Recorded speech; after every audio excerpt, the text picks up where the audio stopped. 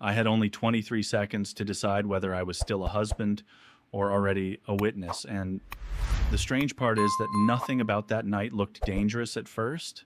It was just my wife's gray coat in the back seat of a black Toyota Camry, one familiar Uber sticker on the windshield, and the same driver I had thanked at least a dozen times for bringing her home safely when I was too tired or too trusting to ask why his car kept appearing in our driveway after midnight.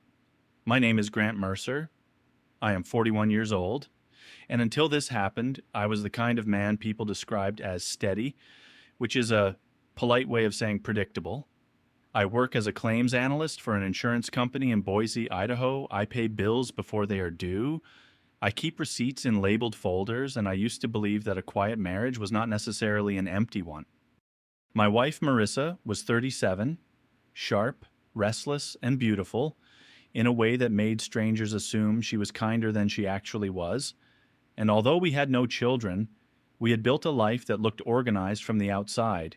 A townhouse near the North End, 2 cars, a shared calendar, Sunday grocery runs, and a marriage that had become more like a habit than a promise, though I did not understand that until much later. Before the taxi driver entered our life, our routine was simple enough to feel safe because Marissa worked as a sales coordinator for a medical supply company and attended client dinners, product demos, airport pickups, and downtown events that often ended late, while I usually stayed home with spreadsheets, laundry, and whatever quiet dinner could be reheated without complaint. She hated driving at night and claimed parking downtown made her anxious, so she started taking ride shares more often. And after a while, one driver's name kept repeating in the little notifications that appeared on her phone when it lit up on the counter. Trevor, always 5 stars, always close by, always available. At first I thought nothing of it because a regular driver sounded practical, almost old-fashioned, like having a barber or a mechanic you trusted, and Marissa framed it that way whenever she mentioned him in passing. She said he knew the city better than most drivers, that he never made weird conversation, that he helped with her sample bags, that he waited when events ran late, and that unlike me, he did not make her feel guilty for needing support. That last part should have stayed with me, but I was trained by years of marriage to let certain little cuts pass without bleeding in public. The hidden weakness in my life was not stupidity. It was loyalty stretched so thin it had started to look like blindness because I wanted peace more than I wanted answers, and Marissa understood that better than anyone. She could be sweet when she wanted something, cold when she felt challenged, and dramatic when the room was no longer arranged around her, and I had learned to measure my words carefully because a simple question about a late night could become an accusation against my character before I had finished the sentence. She lied in small ways before she ever lied in big ones. Or maybe I only noticed the small lies first because they were easier to forgive.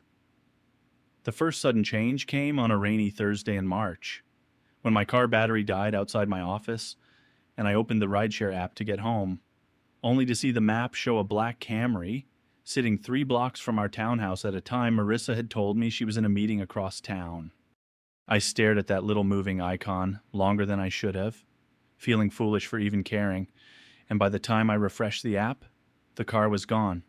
When I asked her later whether her meeting had ended early, she laughed in that sharp way she used when she wanted me to feel small, and she told me I was starting to sound insecure over transportation.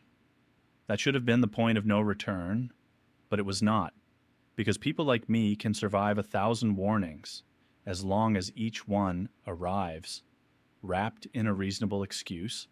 So I went back to normal, or what I called normal then, and life continued with Marissa taking frequent trips in Trevor's car, Trevor waiting outside restaurants, Trevor appearing in her stories as a harmless background figure, Trevor somehow becoming the one person in Boise who always seemed to know where my wife needed to be before I did. The second change was quieter, but worse, because Marissa stopped coming home with the tired impatience of a woman drained by work and started coming home lit from the inside, checking her reflection in the hallway mirror, guarding her phone with a sudden seriousness, and picking fights over nothing so she could leave the room with moral permission. If I asked whether she wanted dinner, she acted like I was trapping her. If I said I missed spending time together, she treated it like a demand. If I stayed silent, she called my silence proof that I had never really cared. The night everything began to collapse, I found a receipt in the pocket of her coat while moving laundry. And it was not for a client dinner, not for gas, not for anything that belonged to the life she had described to me.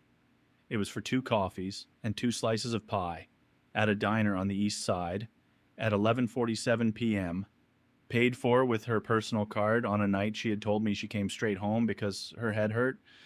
At the bottom of the receipt, someone had written a phone number and a small note thanking M for staying longer than planned. And I remember standing in the laundry room with that little paper in my hand, feeling the first clean crack run through the version of my marriage I had been protecting for years. I did not confront her that night because a man learns very quickly that confronting a skilled liar without proof only gives the liar time to become a better liar. So I put the receipt back exactly where I found it, folded the laundry, and sat across from her on the couch while she scrolled her phone with a faint smile she thought I could not see. That was the first time I understood that I had not been living in peace.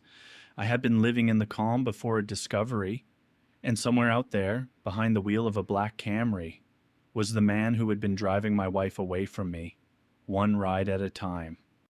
The receipt should have been enough, but I still tried to give Marissa the benefit of a doubt, because that is what steady men do when their lives are quietly catching fire. We search for ordinary explanations, we imagine harmless reasons, and we call it patience, when it is really fear wearing a decent suit. All Friday, I worked like a man underwater, answering emails, checking claims, nodding in meetings, while my mind kept circling back to that diner receipt, the note at the bottom, and the name that had become too common in my marriage to remain harmless: Trevor. At 5, Marissa texted that she had a last-minute vendor dinner downtown and might be home late. The message was casual, almost lazy, like she had copied it from a drawer where she kept all her other excuses. I wrote back that I understood because by then I was done asking questions that only taught her how to lie better. I left the office planning to go straight home, but traffic on the connector was backed up, so I cut through Vista Avenue, and that one small detour became the hinge my whole life turned on. I saw the black Toyota Camry parked beside a closed pharmacy under a flickering sign. The Uber sticker was on the windshield, the engine was running, and the license plate matched the one I had seen outside our townhouse more times than I wanted to admit. At first, my mind refused to accept it. Then I looked through the fogged side window and saw Marissa in the back seat with Trevor. I will not make that moment graphic, because it does not need to be. They were not discussing a route, a fare, or a bad day. They were too close, too familiar, too hidden inside a private little world they had built out of late rides and my trust. Her coat was open, her hair was loose, and Trevor had turned toward her from the driver's seat, like that car was no longer his workplace, but the place where my marriage had gone to die. For 23 seconds, I sat at the light with both hands on the wheel while the past rearranged itself. The vendor dinners, the guarded phone, the diner receipt, the sudden cruelty, the way she twisted every question into proof that I was insecure, all of it became one complete sentence. When the light changed, I turned into the lot and parked facing them. My headlights landed on the Camry, and their secret stopped being private. Marissa saw me first. Whatever softness had been on her face disappeared, replaced by panic dressed as anger. She got out of the car fast, already waving her hands, already performing outrage before I had even opened my door. Trevor stayed frozen behind the wheel for a few seconds, and I remember thinking how ordinary he looked, how small compared to the shadow he had cast over my home. Marissa did not apologize. She lied. First, she claimed she felt sick and Trevor had pulled over to help. Then she claimed they had only been talking because he was going through a painful divorce. Then she said I must have followed her because I was paranoid and controlling. The lies came so quickly they contradicted each other before the rain could even settle on her coat. Trevor tried to sound reasonable, but he made one mistake. He knew my name, my work schedule, the fact that Marissa and I had no children, and details about our arguments that no driver should have known.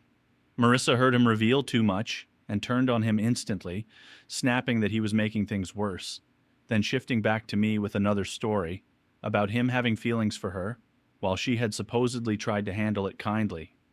Even Trevor looked stunned by how easily she threw him under the bus. That was when I understood something clearly. This was not confusion. This was not one bad decision. This was a pattern. And when the pattern was exposed, she did not choose truth. She chose noise. She cried, accused, pleaded, blamed me, blamed Trevor, blamed stress, blamed loneliness, and somehow still tried to make herself the injured party standing in the rain. I told her I was going home alone, that she needed to find somewhere else to stay, and that the next serious conversation would happen through an attorney. She called me cruel for making a permanent decision while she was upset, and that sentence told me more than any confession could have. Even then, she believed her feelings were the center of the disaster she had created. I drove back to our townhouse near the north end with my phone buzzing in the cup holder. 17 calls came in before I reached the driveway. Her messages shifted from denial to anger to tears to threats, and none of them sounded like love. The lights were on inside the house, the kitchen calendar still said vendor dinner in blue marker, and from the street, everything looked normal. That was the final lie of the night. By the time I stepped inside the townhouse, I had stopped thinking like a husband and started thinking like a man who needed to protect himself, because betrayal has a dangerous aftershock where grief tries to convince you that the person who broke your trust can still be trusted with the truth.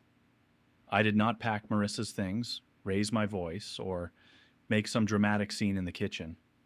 I only stood there looking at the calendar where vendor dinner was written in blue marker, and I understood that the words were not a schedule anymore. They were proof of how easily a lie could become part of a home. The first sudden event came 15 minutes later, when Marissa's sister, Lauren, called from Meridian and accused me of terrifying Marissa in a parking lot. That told me Marissa had already started rewriting the story before she even came home. According to Lauren, Marissa had been confused, emotional, and trapped by my jealousy. I listened calmly, because the lie itself was useful. It showed me what kind of divorce this was going to be. Marissa was not going to confess. She was going to perform. I told Lauren that Marissa was safe, that I had not threatened anyone, and that I would not discuss my marriage through relatives. Then I ended the call and opened my laptop at the dining table.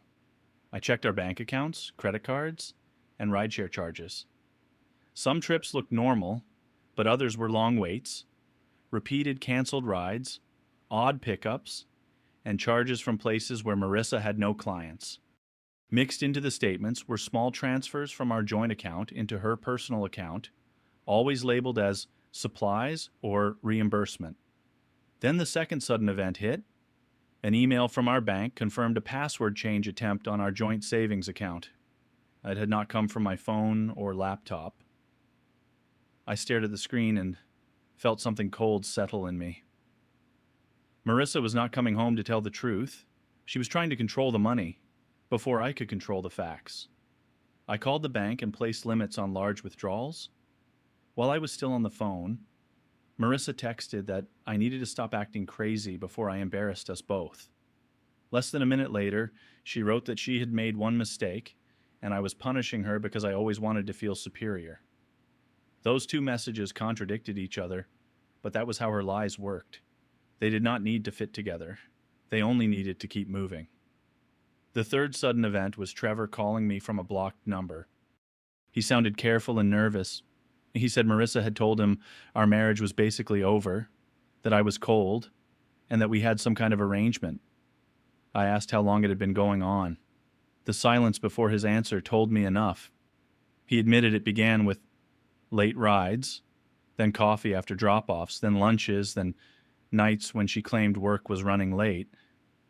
That changed the shape of the betrayal. Marissa had not only lied to me about Trevor, she had lied to Trevor about me. She had built two separate versions of herself and expected both worlds to stay obedient.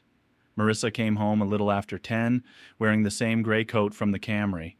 She entered angry first, crying second, and reasonable only when neither worked. She said I misunderstood what I saw, then said it happened once, then said it had been emotional before it became physical, then said I pushed her into it by being unavailable. Every version of the story had a different shape, but they all gave me the same role. Somehow I was supposed to be responsible for her choices. I told her she could sleep in the guest room if she had nowhere else to go, but I would be filing for divorce. She called me cruel, dramatic, insecure, and heartless. She said nobody would believe me. She said Trevor would deny everything. She said I was throwing away 8 years because my pride was hurt. The old version of me might have argued. The man in that kitchen only listened and understood that I did not need permission to leave. Later, I slept on the couch with my phone beside me while Marissa moved around upstairs, probably sending messages and arranging sympathy. I did not chase her story into the night. I sent one email to a divorce attorney in Boise and asked for the earliest appointment available. That was the bridge I burned, and for the first time since the pharmacy parking lot, the smoke felt like clean air. The next morning, I woke up on the couch before sunrise with a stiff neck, a dead television glowing blue, and the strange feeling that I had slept inside a house that no longer belonged to either of us. Nothing had physically changed. The same frame print hung near the hallway, the same coffee maker clicked on at 6, and Marissa's shoes were still piled by the door. But the meaning of everything had changed overnight, and once meaning changes, ordinary objects start feeling like witnesses. My attorney's office called at 8:15. Her name was Patricia Hale, and a coworker had once described her as calm enough to make panic feel embarrassed. She had an opening at 11. That felt like the first step forward. So I gathered bank statements, screenshots, receipts, rideshare records, and the diner slip. I planned to leave quietly, but Marissa was already in the kitchen, dressed for work. Eyes red, voice sharp, coffee made only for herself. She told me she had spoken to Lauren, 2 friends, and someone in human resources because she felt unsafe with my behavior. I noticed how carefully she said it, like she had practiced turning guilt into evidence. I told her I was going to speak with a lawyer. For half a second, her anger cracked, and panic showed through. Then she rebuilt herself fast. She claimed I was ruining her, over a misunderstanding. She claimed Trevor had already admitted nothing happened. She claimed I had no proof, and that anyone reasonable would see me as obsessed with a rideshare driver. The lies moved quickly, but speed did not make them stronger. It only made them easier to see. I left anyway. Patricia Hale's office sat on the 4th floor of a brick building downtown. The carpet was quiet, the windows were clean, and nothing in the room encouraged drama. I told her what happened without trying to make it sound worse than it was. She listened, took notes, and asked questions that were practical instead of emotional. That helped. Outrage would have made the meeting feel like another fight. Her calm made it feel like a plan. She explained that the divorce would not care about my pain in the way I wanted the world to care, but patterns still mattered. Money mattered. False claims mattered. Attempts to drain accounts mattered. She told me to preserve everything, communicate in writing whenever possible, avoid public arguments, and move my future paycheck into a separate account while leaving existing marital funds untouched, except for normal bills. She also told me not to contact Trevor unless absolutely necessary, and not to let Marissa provoke me into becoming the unstable version of me she was already describing. I walked out with a checklist and felt for the first time something close to control. Then the setback came. By the time I reached my car, I had 11 missed calls and several messages from people who had already heard Marissa's version. She had told them I followed her, frightened her, and accused her of cheating because I could not handle her independence. One friend said he hoped I got help before I destroyed my life. I stared at that message in the parking garage and felt the urge to defend myself rise in my throat. But Marissa wanted a reaction she could display, so I gave her none. The next sudden event came from the bank. A representative called to ask whether I had authorized a new credit card application using our shared address, Marissa's income information, and my name as a secondary user. I had not. The application had been submitted that morning. That was when the conflict stopped being only emotional and became practical. Marissa was not just hiding an affair, she was trying to build a landing place before the roof collapsed. That afternoon, I froze my credit, opened a separate checking account, copied important documents, and placed the originals in a safe deposit box. I did it quietly, because a man who wants to survive a storm does not stand outside shouting at the clouds. He boards the windows. When I came home, Marissa was gone. Her closet was half empty, but not empty enough to mean she was truly leaving. On the counter, she had left her wedding ring beside a handwritten note accusing me of forcing her out. Below it sat a hotel invoice for 3 nights, charged to our joint credit card. That was her pattern in one small arrangement: accusation on paper, expense on my account, and silence where honesty should have been. I stood in the kitchen looking at the ring, the note, and the charge, and I realized the marriage was no longer ending because I caught her. It was ending because, once caught, she still chose strategy over truth. The hotel invoice changed the scale of everything, because until then I had still been thinking of the affair as a private failure between 2 people and 1 driver who should have stayed a stranger. But when Marissa charged 3 nights to our joint card after accusing me of forcing her out, I understood that she was not only reacting, she was building a record. Every message, every charge, every frightened call to family was becoming a brick in a wall she planned to hide behind. I sent the invoice to Patricia Hale and paid only the normal household bills from our shared account. Then I did the hardest ordinary thing of that week. I went to work. From the outside, I looked normal. My shirt was pressed, my coffee was hot, my calendar had meetings. Inside, I felt like a man carrying a cracked vase through a crowded room while everyone asked about the weather.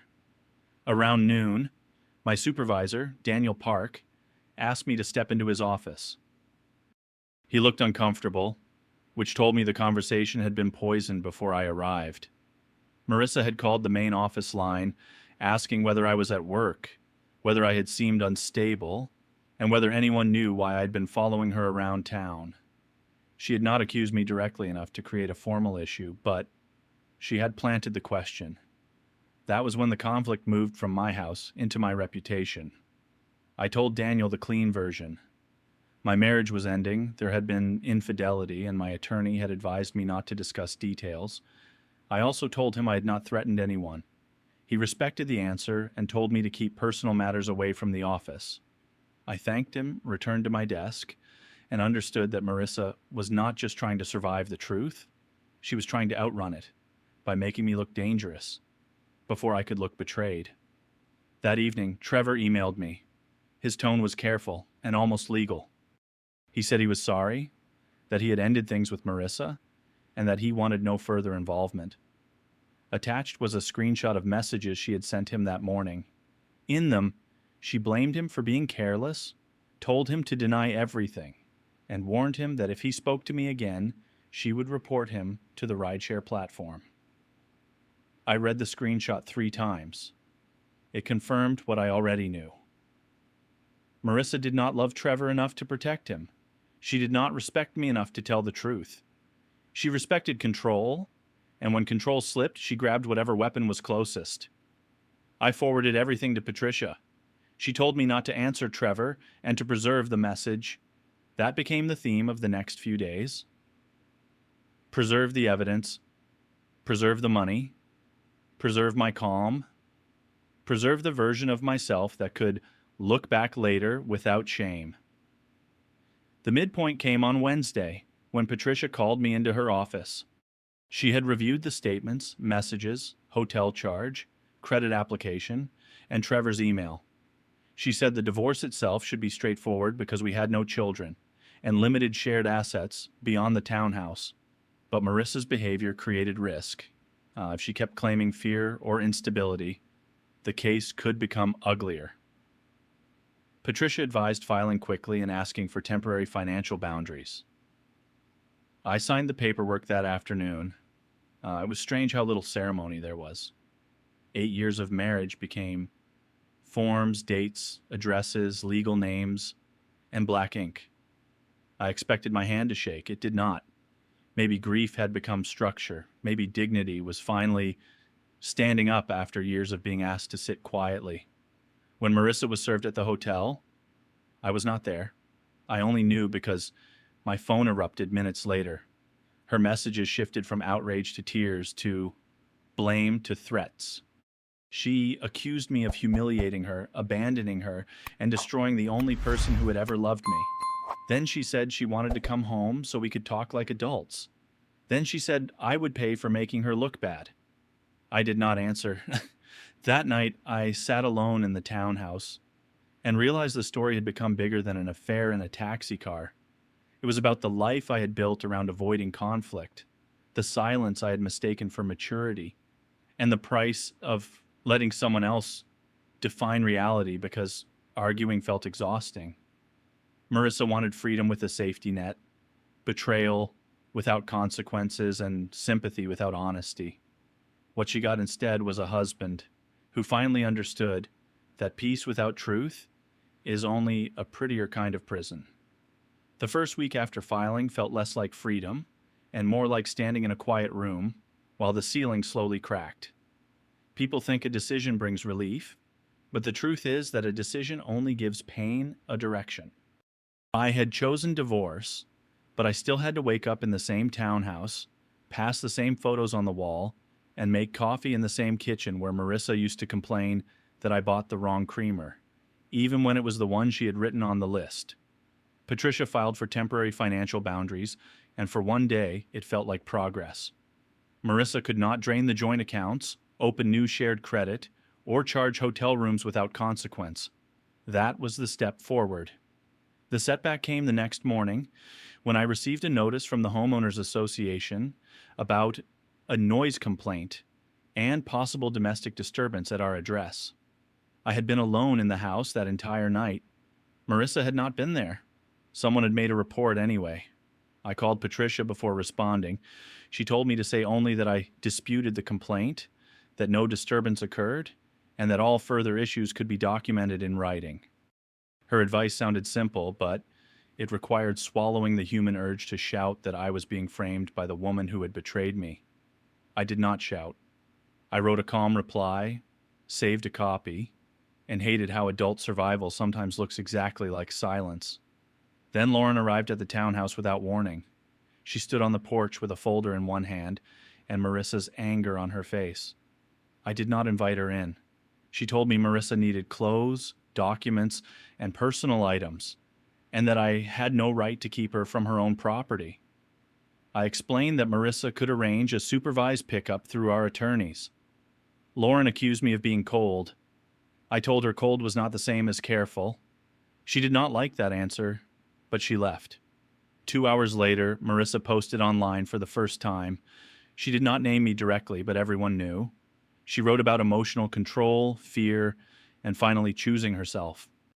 The comments filled with support from people who did not know about the Camry, the diner receipt, the bank attempt, or Trevor's email. I read 3 comments before closing the app. That was all I allowed myself. A man can drown in other people's ignorance if he keeps refreshing the page. The sudden event that truly shook me came from Trevor again, but not directly. Patricia received a statement from his attorney. Trevor had been suspended from the rideshare platform after Marissa filed a complaint against him, claiming he had crossed boundaries during rides and pressured her after she rejected him. The same man she had risked our marriage for was now becoming the villain in her next version of the story. I should have felt satisfaction. I did not. I felt disgusted by the waste of it all.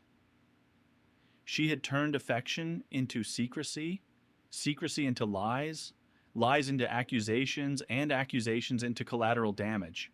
Nobody was cleaner because of what happened. We were all just standing in different parts of the same wreckage. That night, Marissa came to the townhouse with Lauren and a police officer for a civil standby. I had expected it because Patricia warned me it might happen. Still, seeing Marissa on the porch with red eyes and a trembling mouth made something in me ache. Not because I wanted her back, but because I remembered the woman who once danced barefoot in that kitchen after we signed the mortgage papers. I remembered believing we were beginning something durable. She moved through the house gathering clothes, cosmetics, jewelry, and documents while refusing to look at me. Every time she passed, the air seemed to tighten. She paused in the hallway near our wedding photo, and for a moment I thought she might say something real. Instead, she told the officer I had been emotionally unpredictable lately and that she was afraid of what I might do with her belongings. The officer only watched and made notes. I said nothing beyond confirming what items were hers. That restraint cost me more than she will ever know. When she left, the house felt stripped in a way half-empty closets cannot explain. Her perfume still lingered near the stairs. The guest room door was open. The wedding photo still hung in the hallway, but now it looked less like a memory and more like a document signed by two people who no longer existed. I sat at the dining table until after midnight, not crying, not sleeping, just looking at the folder of evidence Patricia had helped me organize. For the first time, I understood the crisis was not whether I could prove what Marissa had done. The crisis was whether I could go through this process without letting her chaos become my character. She had lost honesty. I could not afford to lose myself. The real collapse came 3 days later, and it did not arrive with shouting or slammed doors. It arrived as an email from Patricia Hale with a subject line that made my stomach go quiet. Marissa had filed a temporary petition claiming she needed exclusive access to the townhouse because she felt unsafe returning while I lived there. She also requested that I continue covering the mortgage, utilities, and part of her hotel expenses until the first hearing. In plain language, she wanted me out of the home, paying for the home, and helping pay for the room she had chosen after she got caught. That was rock bottom in its most bureaucratic form. No dramatic storm, no music, just legal language turning my house into a question mark. I drove to Patricia's office with every document I had. She read through the petition, then looked at the folder of evidence, and told me the same thing she had been telling me from the beginning. Calm would matter, dates would matter, records would matter. My anger would not help unless it could be translated into facts. I understood her, but understanding did not make it painless. I had spent 8 years trying to be reasonable with Marissa, and now reason itself felt like a weapon she expected me to carry politely while she swung wild accusations around the room. The hearing was scheduled quickly. During those days, I slept badly and worked poorly, though I still showed up because routine had become a kind of rope. Marissa's online posts kept circulating. A few friends stopped replying. One neighbor looked away when I checked the mail. I learned how fast people choose the first story they hear, especially when that story lets them feel protective without asking too many questions. Then another sudden event arrived, and for once, it helped me. Trevor's attorney sent a second statement. Trevor was fighting Marissa's complaint against him, and to protect himself, he provided message logs, screenshots, and trip records. The records showed repeated off-app pickups, long unpaid waits, and messages from Marissa asking him to park in places where they would not be noticed. They also showed her telling him that I was harmless, predictable, and easy to manage. Reading that hurt more than I expected. Not because she had insulted me, but because she had studied my patience and mistaken it for weakness. Patricia added everything to the response. She also included the bank alert, the credit card application, the hotel invoice, the messages after she was served, and my written replies to the HOA. Slowly, the fog began to clear. Not emotionally. Emotion does not clear that easily. But legally, the picture sharpened. The hearing itself was small and plain, which made it feel stranger. I had imagined courtrooms as places where truth entered with force. This was just a room with tired chairs, quiet paperwork, and people trying to speak without sounding as wounded as they were. Marissa sat across from me wearing a careful expression, the kind of fragile sadness that asks strangers to protect it.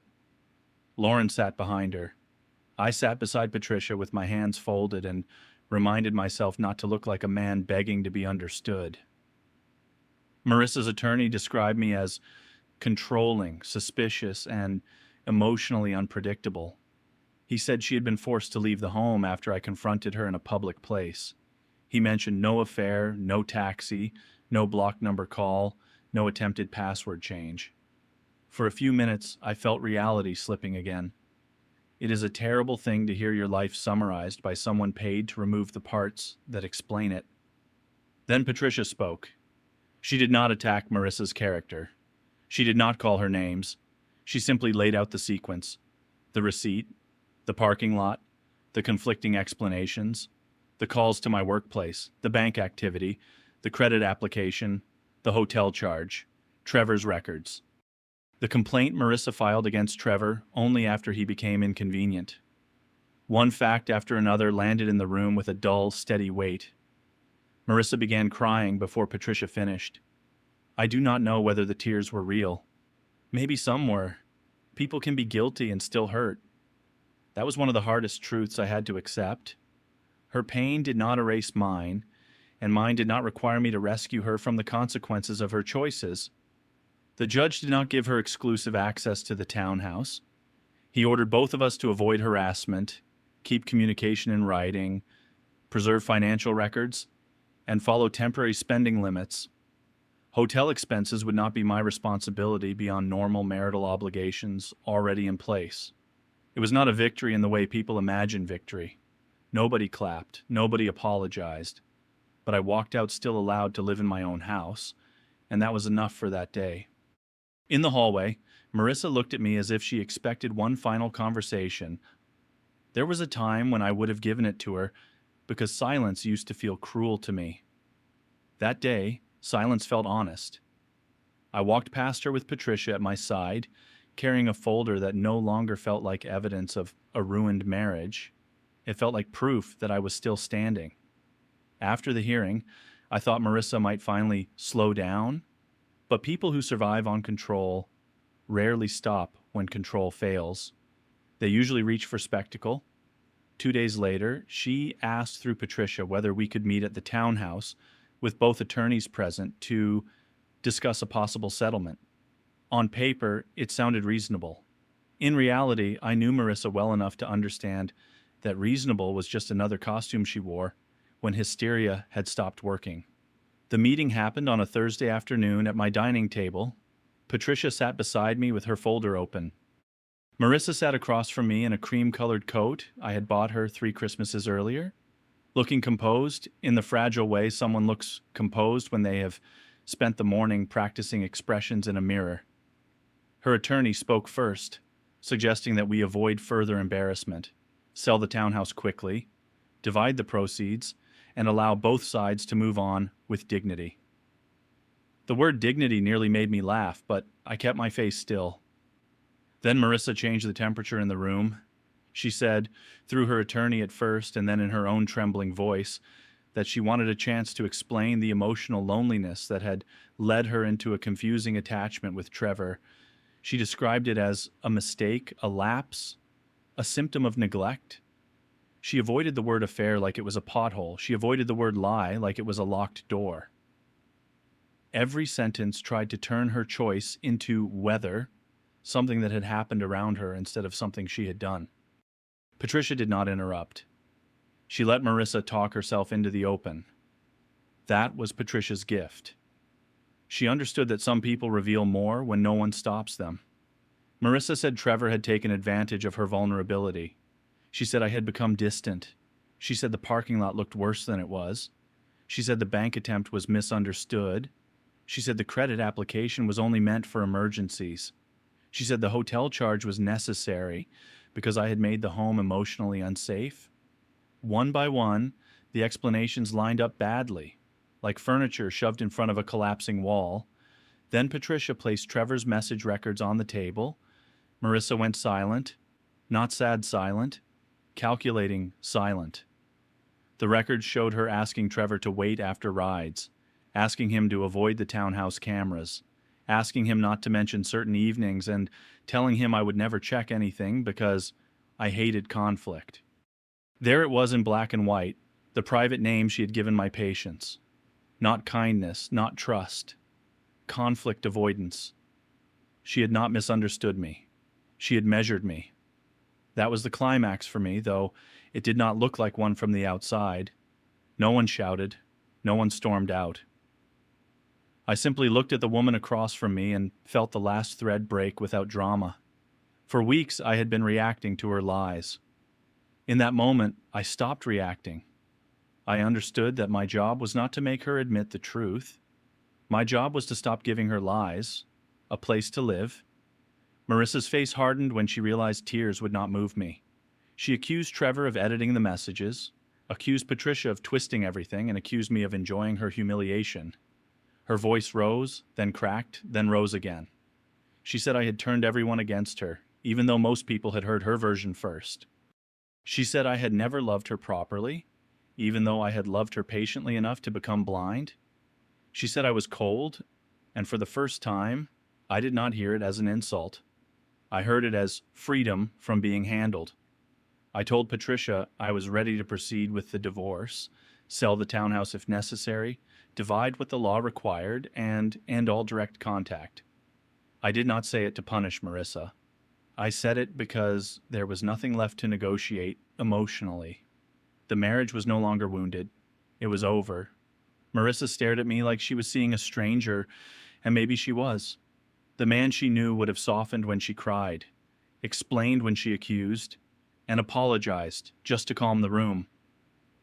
That man had been loyal, but he had also been afraid of conflict. The man at the table still felt pain, but he no longer mistook pain for obligation. When the meeting ended, Marissa left without the performance of goodbye. Her attorney looked tired. Patricia gathered her papers and told me I had done well. I did not feel well. I felt hollow, but clean around the edges, like a room after damaged furniture has been removed. That evening I took down our wedding photo from the hallway and placed it in a box.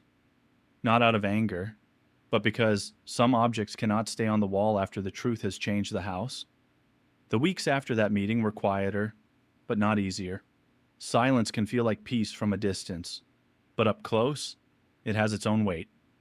Marissa stopped sending long messages after Patricia made it clear that every word would be preserved. Trevor disappeared from the edges of the story, at least from my view. The townhouse became the main battlefield, not because either of us loved the building that much, but because a house is the last object people fight over when the marriage inside it is already gone. We agreed to sell. That sentence sounds simple, but nothing about it felt simple. I signed forms at the dining table where we used to eat takeout on Fridays. I cleared shelves that still held birthday cards and old travel mugs. I threw away expired spices Marissa had bought for recipes she never made. Every drawer had some quiet little reminder that a shared life is not one big thing. It is hundreds of ordinary things spread through rooms, waiting to hurt you when you least expect it. The final setback came during the appraisal. Marissa arrived without warning, even though the appointment had been scheduled through the realtor. She walked through the rooms like she was inspecting damage I had caused, touching door frames, opening closets, and staring at empty spaces where her things used to be. She looked tired, thinner, and angrier in a quieter way. The hysteria had burned down into resentment. She told the realtor, indirectly and carefully, that the separation had been traumatic and that she hoped I would not make the sale difficult. It was another little performance, but smaller than before. The difference was that I no longer felt the need to correct every false note. The realtor only needed access, the attorney only needed records. I only needed freedom. Then Marissa found the box in the hallway closet. It held our wedding photo, 2 framed vacation pictures, and the small ceramic house we bought after closing on the townhouse. She picked up the wedding photo and stared at it long enough that even I felt the room change. For a moment, she looked less like an opponent and more like a person trapped in the consequences of her own choices. I did not soften into hope, I simply recognized the sadness. She asked, through a voice that sounded worn out, whether I hated her. I did not answer quickly, because I wanted the answer to be true. I told her I did not hate her, but I no longer trusted her, and trust had been the part of the marriage I could not rebuild alone. She started crying. Not loudly this time, not theatrically, just quietly like she had finally run out of audience. That was the closest we came to a real goodbye. The divorce finalized on a cold Monday morning in Boise. There was no dramatic speech, no last-minute confession, no scene in the courthouse hallway. We divided the proceeds from the townhouse, separated the accounts, closed what needed closing, and walked out as two legal strangers who knew each other's coffee orders, fears, and worst habits. Marissa left first with Lauren waiting near the elevators. I watched her go and felt a grief that did not ask me to change my mind. A month later, I moved into a small apartment near the Boise River. It had plain walls, cheap blinds, and a kitchen too narrow for two people to stand in comfortably. I liked it immediately. There was nothing in it that had to be explained. No secret charges, no late-night rides, no calendar lies in blue marker. Just a bed, a desk, a coffee maker, and a quiet that belonged to me. Sometimes I still thought about the black Camry. Not because I missed Marissa or wanted to punish Trevor, but because that car had become the symbol of a strange lesson. I had spent years believing betrayal would look dramatic if it ever came for me. I thought it would announce itself. Instead, it arrived as convenience, as routine, as the same driver showing up again and again until his presence felt normal enough to ignore. Marissa wanted freedom without losing security. Trevor wanted affection without consequence. I wanted peace without confrontation. In the end, all three of us got the opposite of what we were chasing. She got freedom, but not the safety net. He got the consequence, but not the love story. I got confrontation, and somehow that was what finally gave me peace. The new apartment did not heal me, but it gave me enough room to heal myself, which turned out to be better. I learned that recovery after betrayal is not a grand transformation where a man wakes up brave and untouched. It is smaller than that. It is coming home without checking the driveway. It is sleeping through the night without reaching for a phone. It is buying one coffee instead of two, and realizing the silence across the table does not accuse you of anything. For a while, people still tried to update me about Marissa. I heard she left the hotel after the money got tight. I heard she stayed with Lauren for a few weeks, then rented a place on the west side.